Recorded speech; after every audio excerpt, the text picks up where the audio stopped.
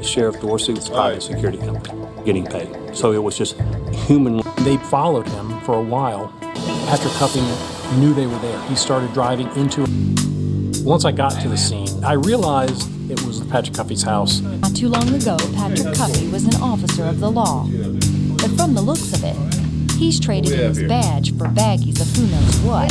Why do you want me to The shooting has police convinced he's gone from corrupt deputy to drug dealer. Could he also have had a stop at Hit Van in between? I just said I don't know anything. What do you want me to tell you? At the scene, the people pulled up and just started shooting, and he had no idea what it was about.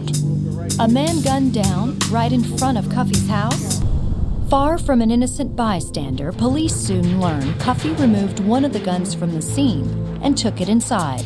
So the removal of the gun led more suspicion that Cuffey was involved in the shooting. The woman confirms that this was no random drive-by shooting. They were buying and trading, and it was not traded the way they had agreed, so it wound up being a shootout. Turns out Patrick Cuffey had financed the deal, and thousands of dollars were at stake. I don't want to do jail time. Fearing he's about to go away for a long time, Patrick Cuffey cuts a deal with the prosecutors just before his trial is set to start. In exchange for immunity, he agrees to shed some much-needed light on the foremost crime on. This is it. And I knew what was going to happen in the next 24 to 48 hours. According to Cuffey, it all started with an intercom. He said that he was involved in the murder along with 3 other people. Derwin Brown served notice to each of them, so they all had an axe to grind. First, they obtained a Tech 9 pistol to do the assassination. They rehearsed. They drew straws, and Melvin Walker drew the short straw. Was named as the trigger man.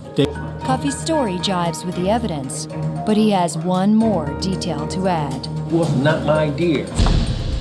What he told us next was that the murder wasn't his idea. He had committed the murder on the orders of somebody else. Sheriff Dorsey. He thought that he would be appointed as the interim sheriff, and then he would simply run for re-election and win the sheriff's office again. Paul Skyers and Melvin Walker and David Ramsey, jobs for life.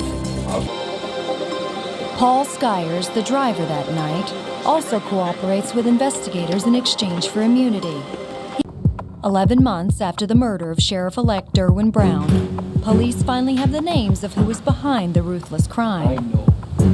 During our interview with Patrick Cuffey, he told us, According to Cuffey, 2 weeks after losing the election, Dorsey gave his most trusted employee an order he couldn't refuse.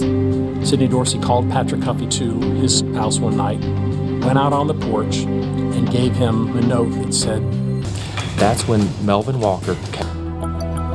Still, since the prosecution gave both Cuffey and Skyers immunity in exchange for their testimony, 2 of the men who actually carried out the hit remain free.